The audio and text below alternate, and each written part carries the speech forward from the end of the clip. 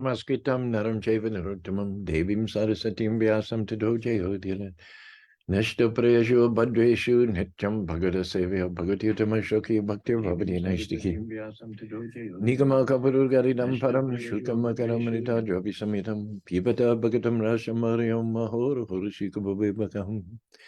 Krishna swadam bhagate dhammagini karunashta dvishamasho parona kodinoditam.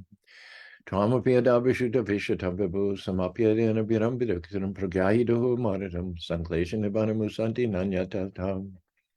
Hey Krishna Karuna Sindhu Dinabandhu Jigapate Gopisha Gopika Kanta Radha Kanta Namostate Jayatam Surato Pango Mamamandar Gati Matsavasha Parambo Jadradhan Maran Sriman Rasarasaram Bivabs Karsan Benoshan Sriman Rasarasara Bivamsi Badata Tashita Karsan Benoshan Gopinata Sri Saram Divyad Brindarani Kapadrumada Srimad Ratnagara Shima Shanishto Shri Sri Radha Shira Govindado Prestadabi Seva Manashmarami Namo Brahmanya Devaya Go Brahmanya Taya Chaji Kadite Krishnaya Govinaya Namo Nama Mangalam Bhagavan Vishnu Mangalam Gudhajajam Mangalam Kanupaniri Kaksho Mangalaya Hari Om Narayanaya Vidmahi Vasudevaya Dimahi Tano Vishnu Prachodhyate Om Mahadevi Vidmahi Vishnu Padniti Dimahi Tano Lakshmi Prachodhyate Mahadakshmi Namastubhyam Sare Sare Hare Priya Namastubhyam Namaste Nayagane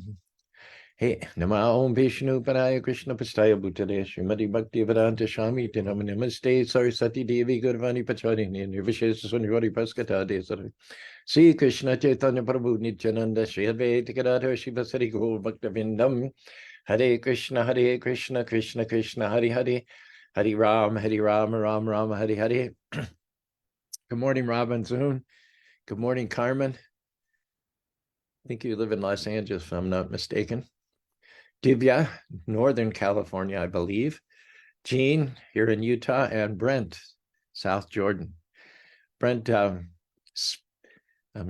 a book table. First time we've really had a serious campaign to distribute books. We've always had book distributors drop in from other temples at our festivals and throughout the year. They always do great, but we've never had anyone to take personal responsibility for book distribution. But well, now we're very happy that Brent is doing it. Last Saturday night in Salt Lake City had a book table for Diwali with a variety of titles available. He had some great conversations with people and sold some books. And he also had a book table, I believe, last night right here at our own smaller Diwali celebration in Salt Lake City. So once the books are going out, it's very, very auspicious, most auspicious. Good morning also by Bobby. We did a great job preparing all the food, heating up all the various preparations on Saturday night. An estimated couple thousand people came and went between 6 and 9. It was a packed crowd. Some of the highlights of the event were, of course, the fireworks display was spectacular. We had taken Sitaram, Lakshman, Hanuman, the brass Utsav processional deities on a palanquin around the temple and out the back so they could see the fireworks display. And then we brought them inside the auditorium where they were stationed on the stage looking out at the attendees who were doing the Garba dance, the Garba and the Dandiya dance. Earlier, we had ecstatic kirtan by Vanita Sharma, by Krishnam Go, by Govinda Dev, by also Janardhan, our visiting Kirtaniya. Janardhan will go back to Miami tonight. He's been with us for a week, and we've worked together to put about 18 of my songs to a proper soundtrack. So get ready for Charu's artistry to go to another level. And we did something new and unique on Saturday and Sunday. Also, I put the lyrics to several songs up on the screen, and then with a good soundtrack that Janardhan had put together, invited people to sing right along with me during the course of the talk. People seem to really enjoy that and get into that. Plus, they could see the words on the screen and hear music in addition. That will be a whole new dimension of our Sunday Feast and Festival Talks moving forward, which I'm really excited about. Tomorrow, I may not be able to be here because there's an interfaith breakfast at Utah Valley University. And I may go there. And when they sent out the invitation, they specifically said vegan and vegetarian options available, not just for me, but there must be a growing number of clerics and pastors in the Utah Valley who are giving up the practice of eating the flesh of animals. Otherwise, I wouldn't have made such a big deal to reassure people about their non-violent options, which is an encouraging sign. So I think it's my duty probably I'm not nearly as active in interfaith as I should be. But at least I can go to the one interfaith breakfast every year. So that means we'll most likely not have Transcendental Tuesday, but we'll be back for Wisdom Wednesday. Today, our subject matter is bound by heartstrings.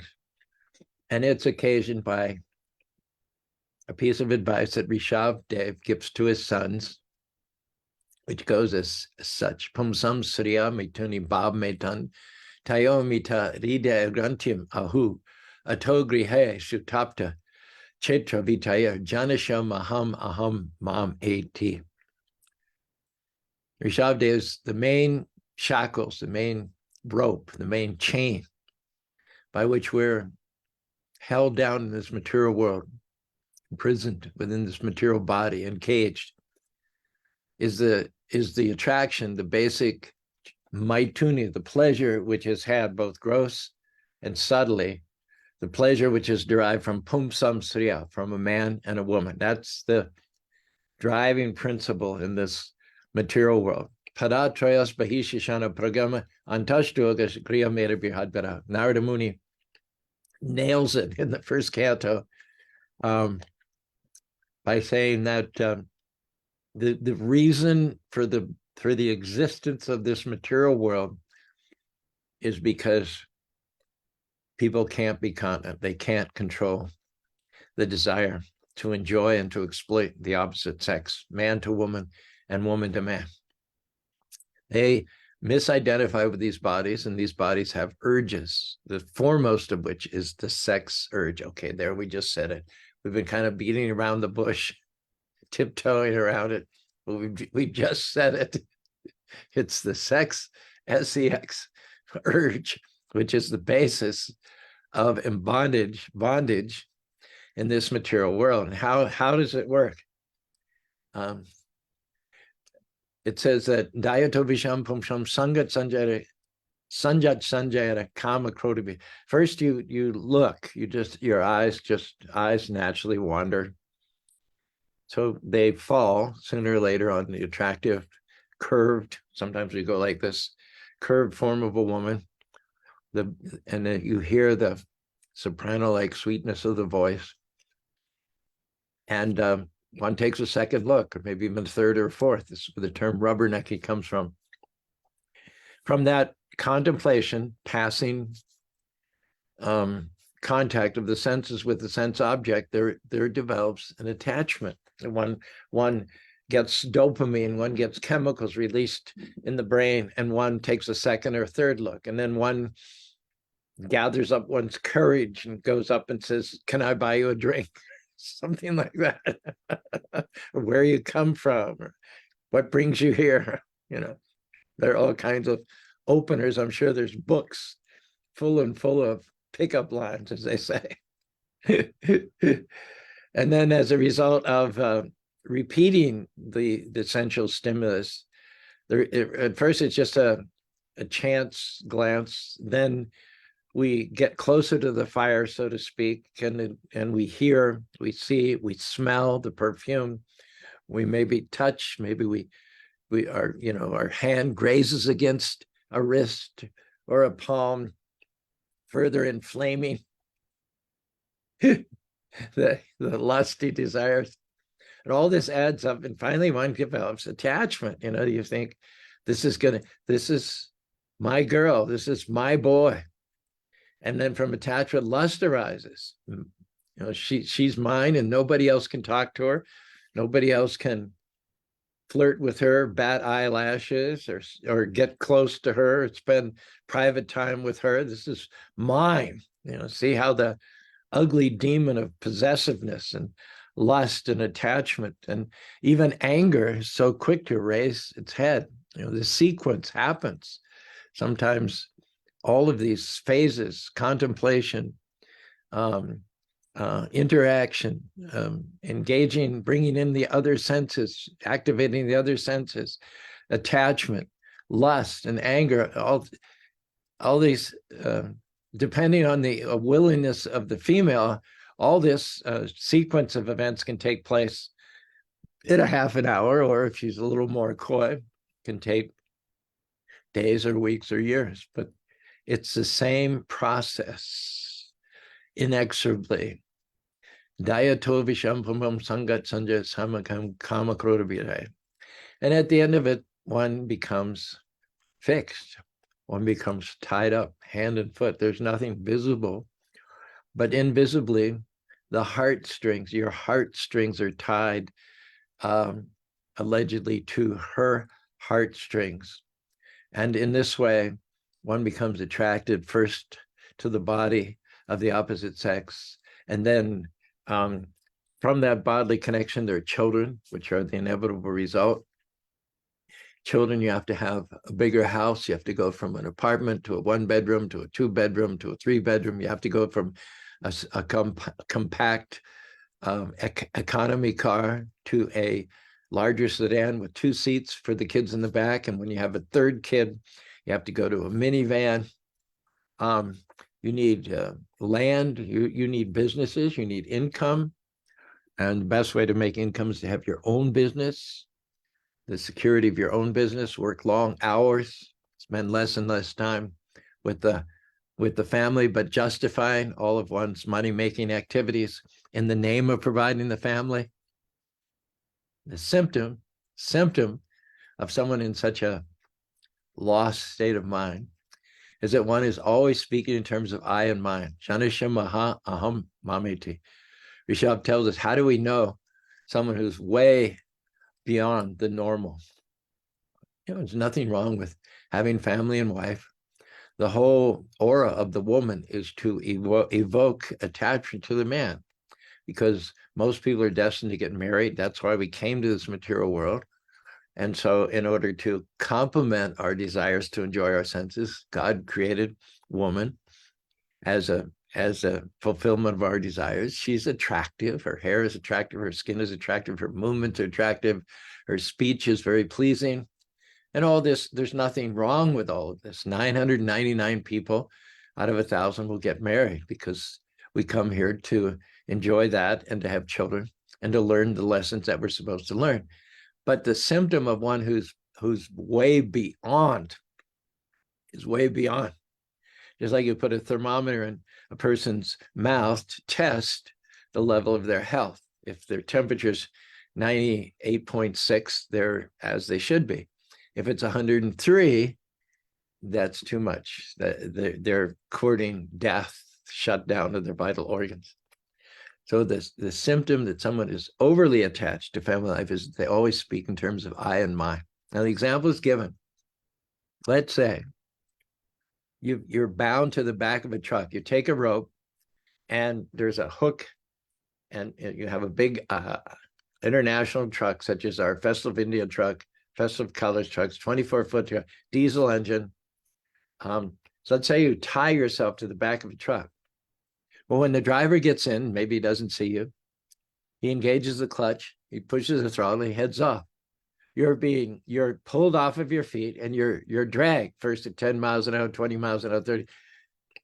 You're dragged, you're bound, you're being scraped on the ground, you're suffering immensely, you're screaming out and there's no one to hear you. The driver can't hear you over the sound of that diesel engine. Now, who are you going to blame? Can't blame the truck. It's just doing what it's created to do. You can't blame the driver. He doesn't even know you're back there. You have to blame the rope. The only way you're going to get relief from this terrible situation is some or other, cut the rope. That's the only way you're going to get free of being dragged. So, attachment's going to be there. This is the conditioned life of this material world. We came here because we could not observe vows of celibacy. We came here with the express intent of being incontinent, but you have to limit it. You have to draw the line. You have to work, but minimize the attachment. Don't add fuel to the fire. Moderate it. We can raise a family between the ages of 25 and 50, and there's going to be a lot of responsibilities that come from that: income, clothes, education, food, transportation.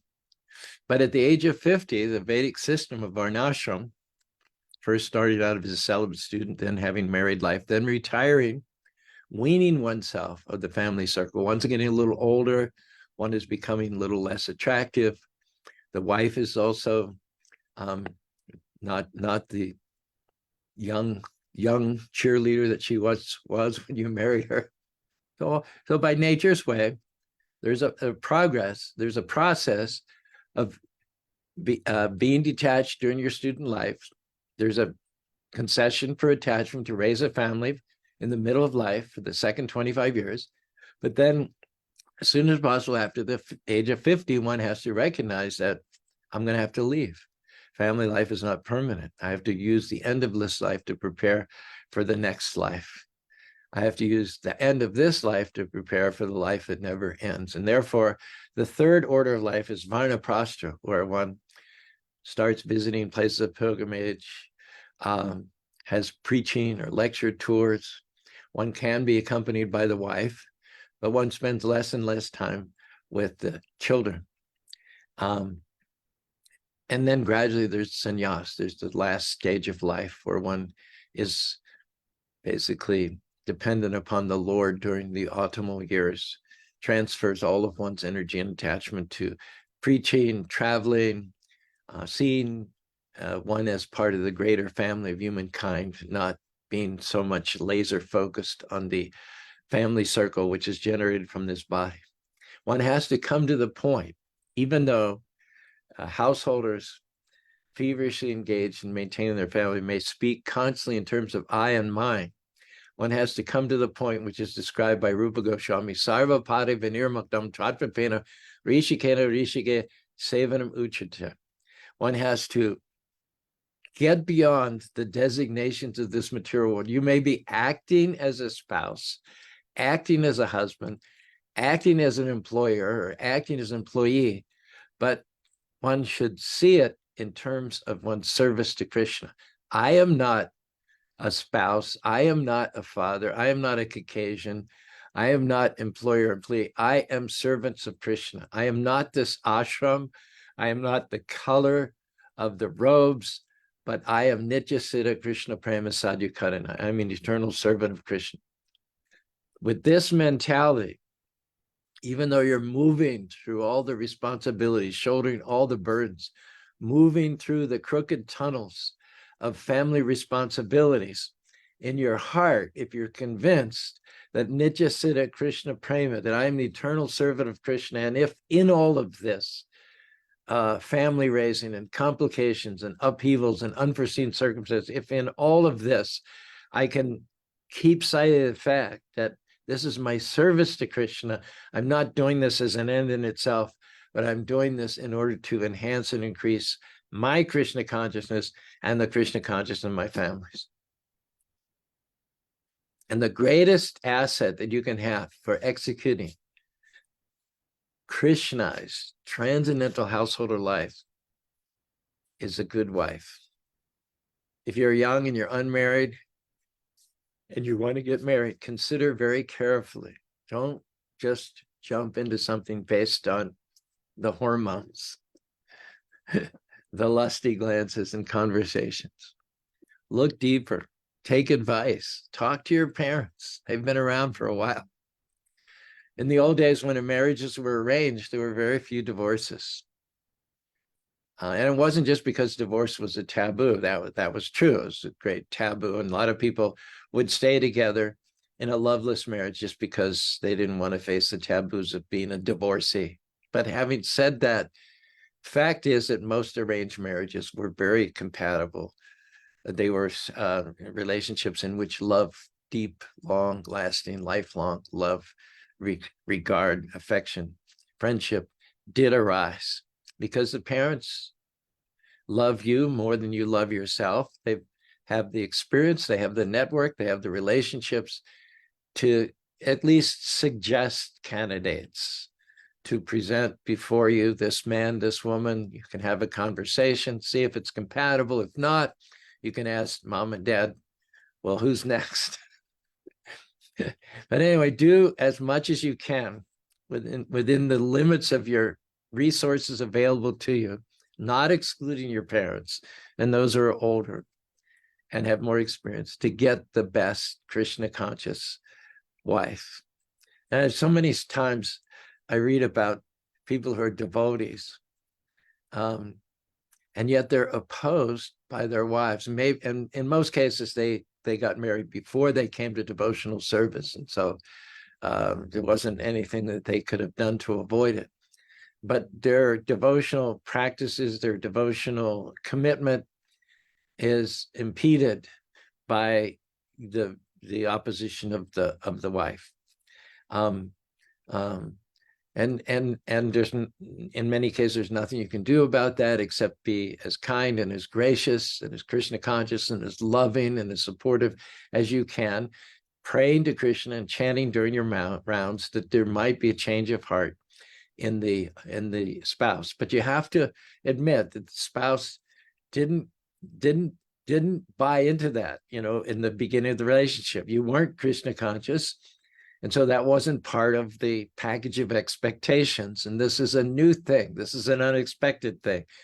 And the thing that puts relationships under the most strain is that you have certain expectations, and then those expectations aren't met, or something different happens from what you expected. So you've got to treat your spouse very delicately. This is not what they signed up for. But by the grace of Krishna, this is Rajavidya. What is it? Rajavidya. Rajaguyam is the king of knowledge, the king of education. God consciousness is the purpose for which we're brought into this human life. And there's no greater satisfaction than working side by side with a Krishna conscious wife or a Krishna conscious husband and moving together through the householder years, improving and enriching your life and the lives of your children. Such people are worshipable. A man and a wife who are raised in a Krishna conscious family and doing service to the local temple are compared to two eyes. Now, there are two eyes on a face.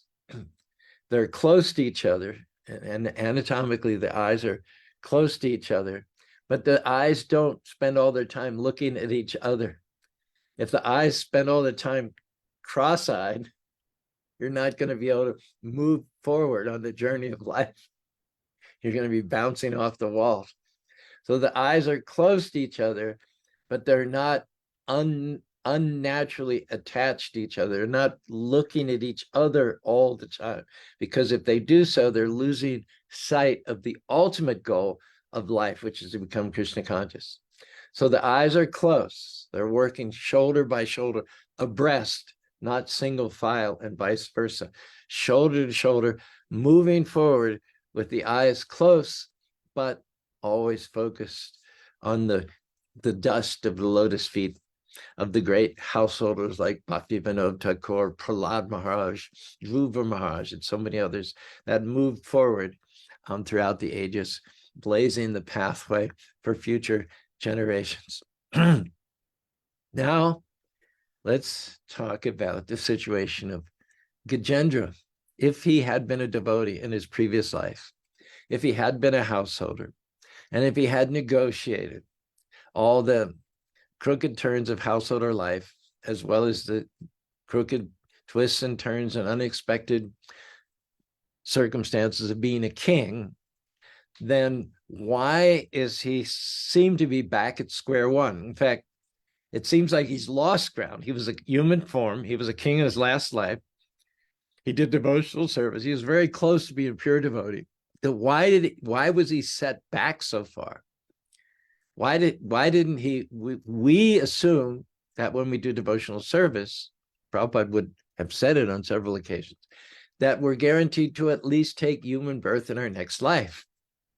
Even a little bit of devotional service saves you from the greatest fear. And the greatest fear is to take your next birth as an animal where you don't generally have any opportunity or recollection of past devotional service done or opportunity to do future devotional service. That's considered the worst thing that can happen.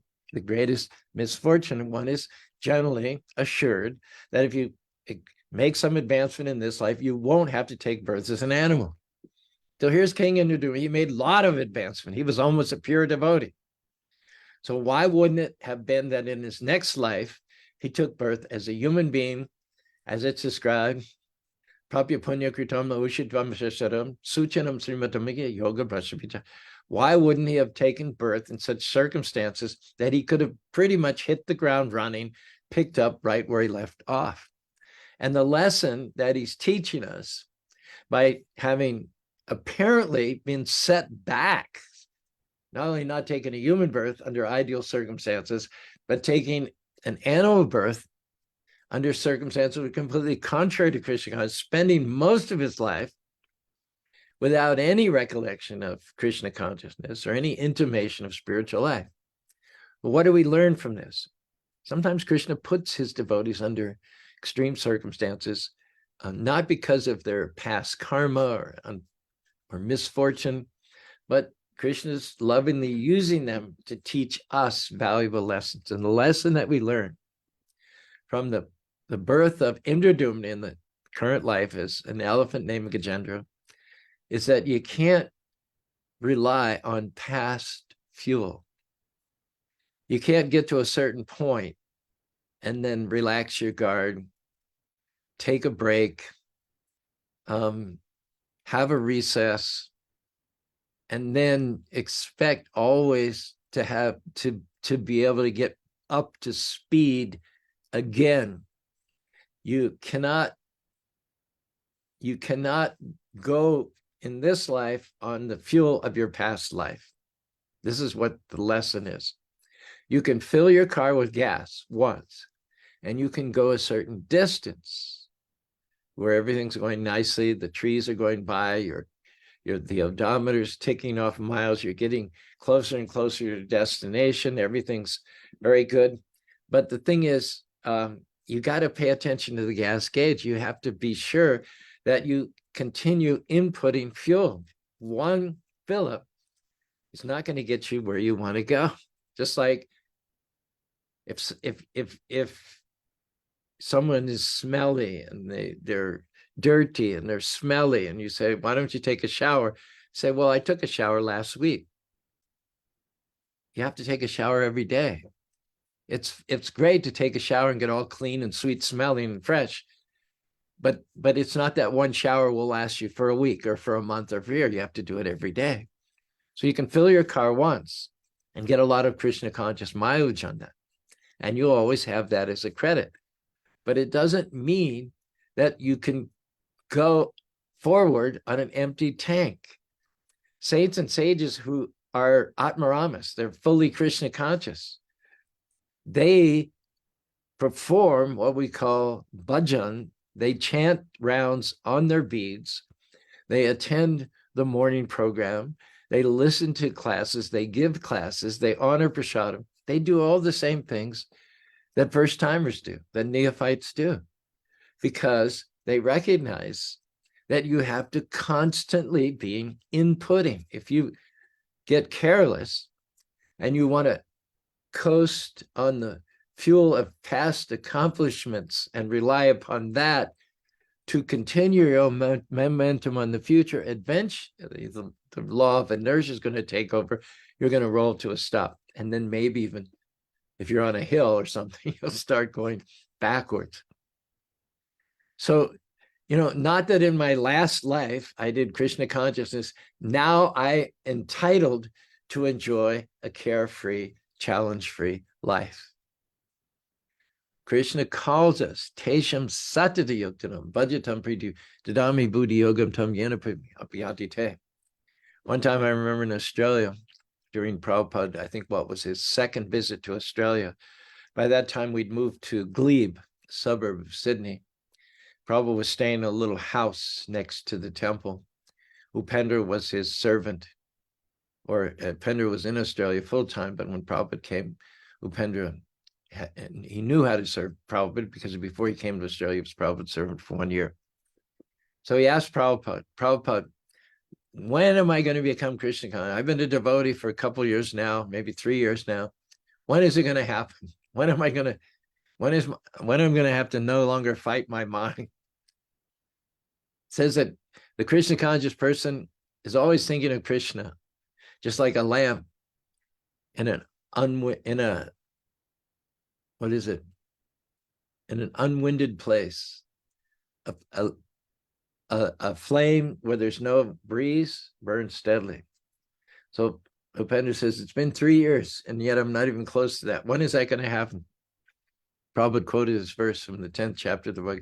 Tejam sadhana yuktanam bhajanam priti bhur become didami bodhi. The magic will begin.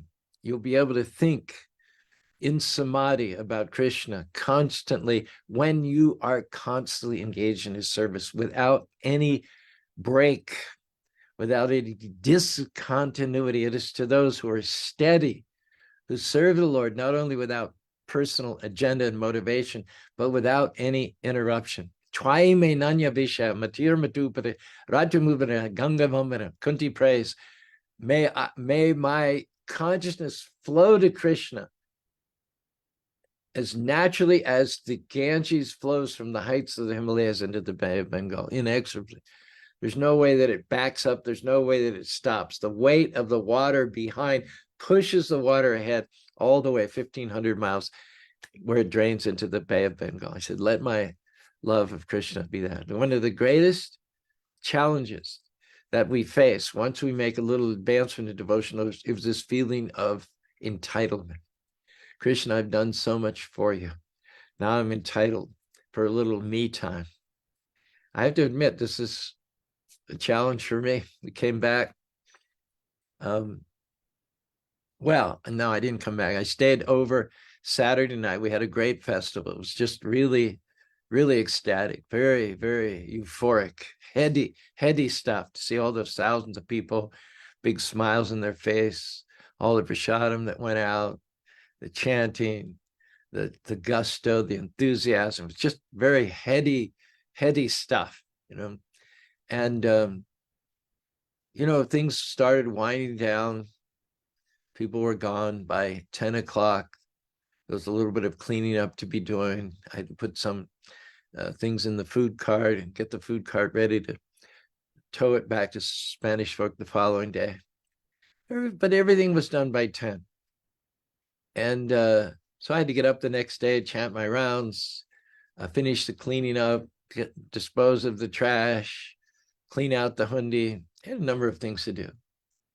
And I should have just gone to bed. I should have just gone to bed at 10 o'clock. The festival was over, everyone's gone home. But you know what I'm talking about, right?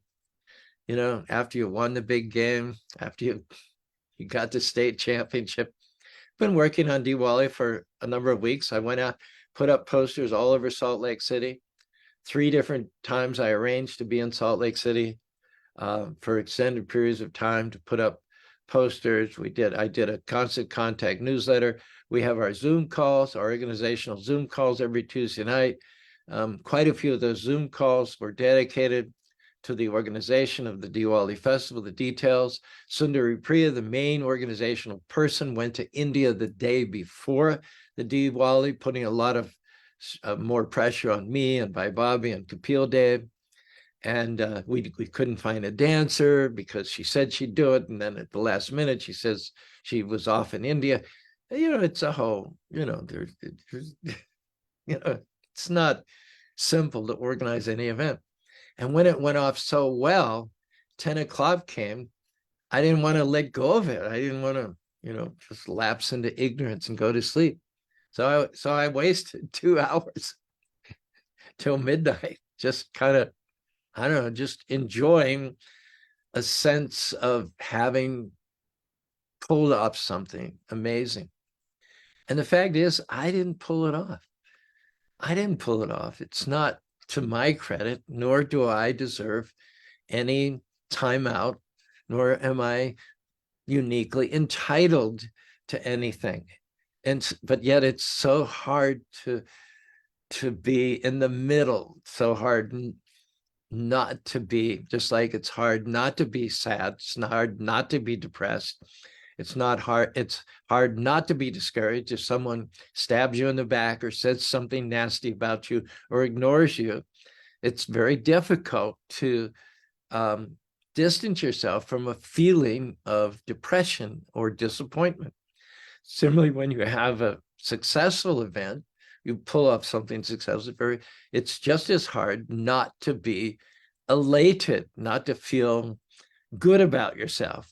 And of course, we should feel good about ourselves because we're sons and daughters of the Almighty God.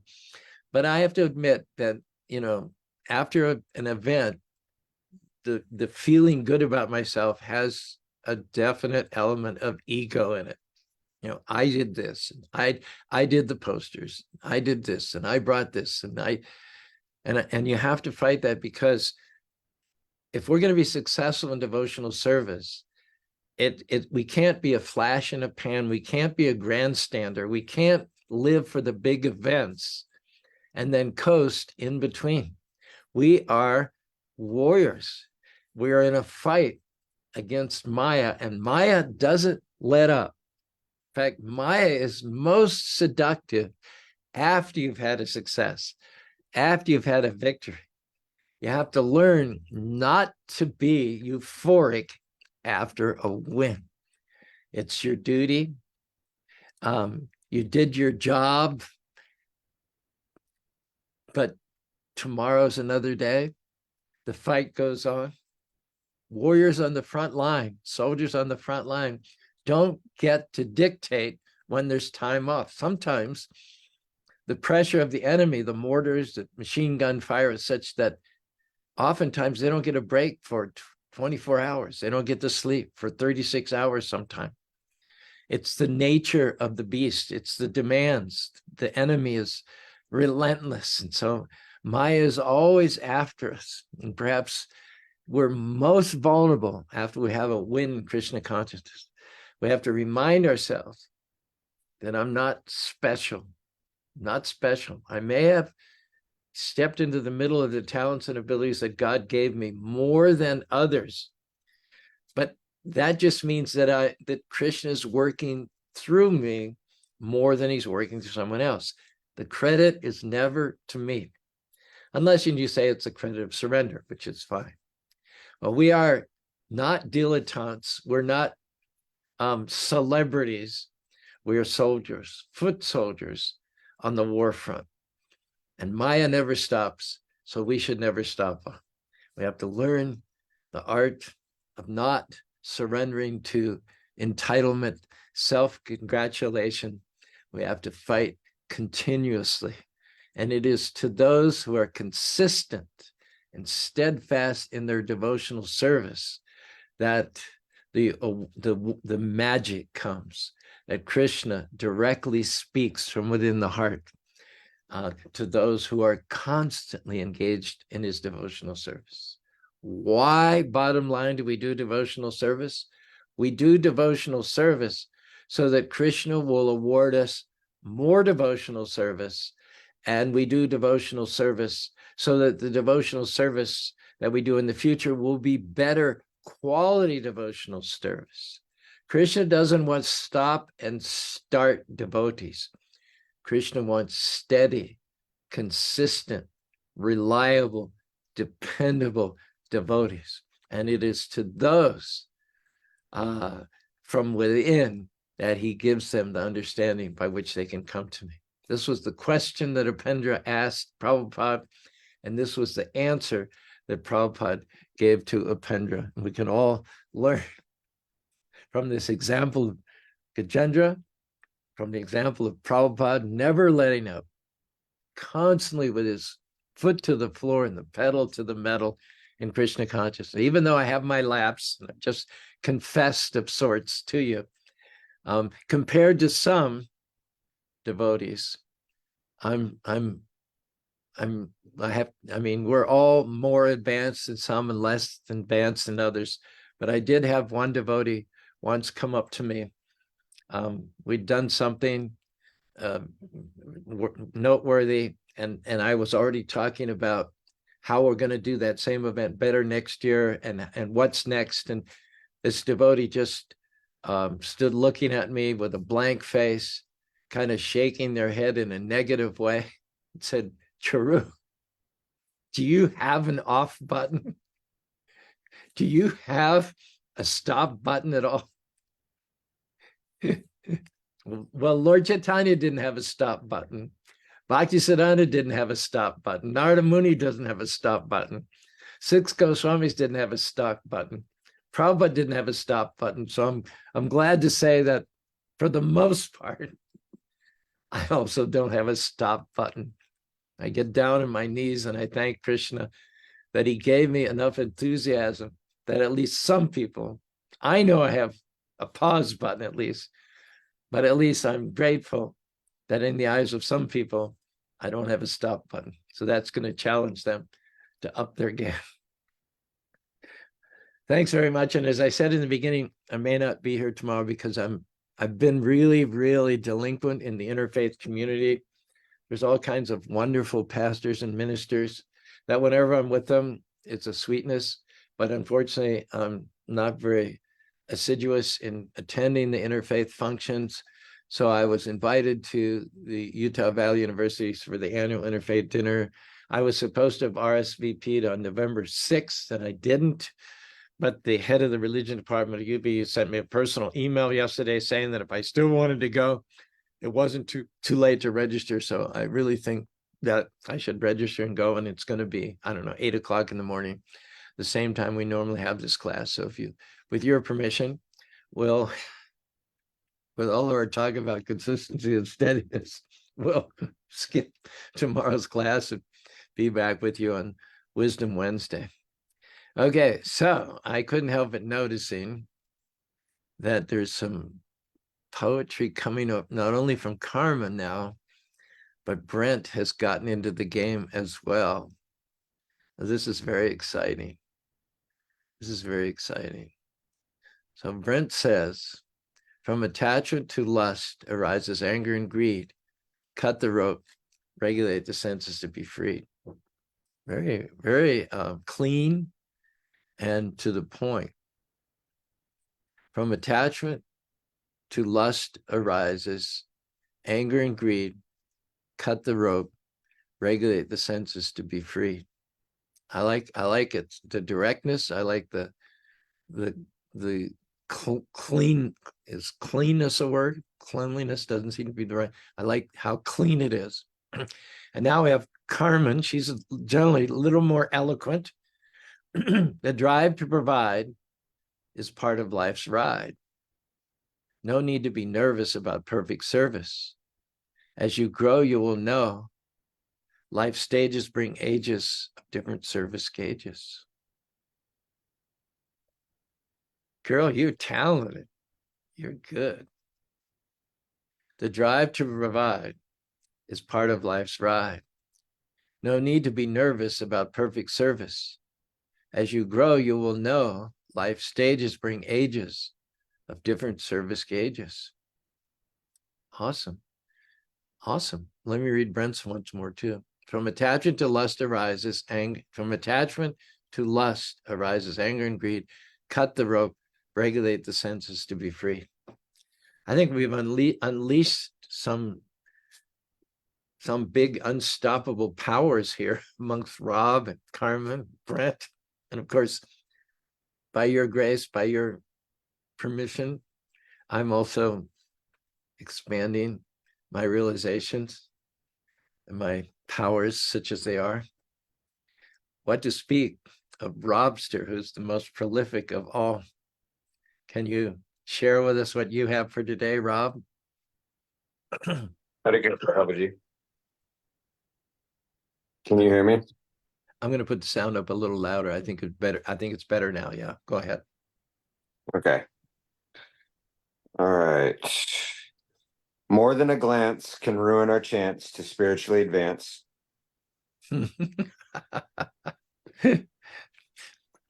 All these are It's never good today so far. it's never done with only one, but ever in increasing sum. You're getting a Materially lot of drug and hearts. bound. You're getting a lot of hearts and thumbs up on Facebook. Okay.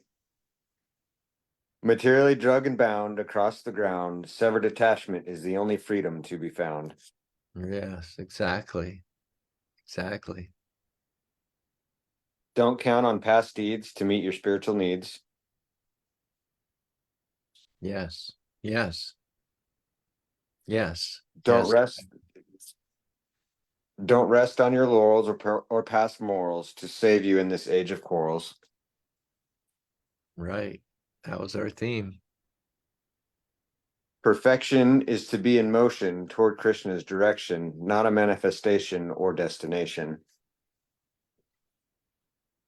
You do so many of these And during the course of the talk. You must be like really busy doing all these. You have more? You have another one or two still? so that last one stated more simply is perfection is a direction, not a destination. Nice. And the last one is be a warrior, not a worrier. Yeah. Yeah. Yeah. Wow, so much richness. So much richness from you, from Brent, from Carmen. And thanks also to Mahatma for joining. Also Chad, Bharat, my good friend from Calgary. Brent, of course, Vipin Bharadwaj, Natasha. We had a nice lunch together last week. Raquel, Binu, Nupane, GS Nupane, Vaibhavi, Jean, Dibya, Joshi, Carmen, of course, John Malik. I mentioned we worked this week with Janard, and he brought his whole recording studio, recording studio, and so many of our songs, there are 18 songs. We have a nice soundtrack, and we recorded the vocals. So if you're a Patreon member, which many of you are, we will be posting over the course of the next couple of months, once a week, ideally, we'll be posting a new song, which has been semi-professionally recorded by our friend John Arden. I'm pretty excited about those, and we won't release them all at once, but release them one after another. So you get the lyrics to new songs, you get the transcripts to the songs, you get transcripts to talks, you get MP3s of talks. There's a lot of good stuff on Patreon, and you can join for as little as $3 a month. Of course, 11 or 15 or 21 or 50 would be even better. But as you're able and as you're willing, consider jumping on to the Patreon platform for Charu Das. That's all the time we have today. In fact, we've exceeded our time by 5 or 6 minutes.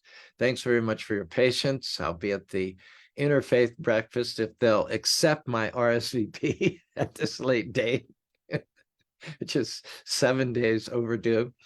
I'll be there and back to you and back with you Wednesday, Wisdom Wednesday. Thank you. Hare Krishna, Krishna Krishna, Hare Hare, Hare Ram, Ram Ram, Hare Hare.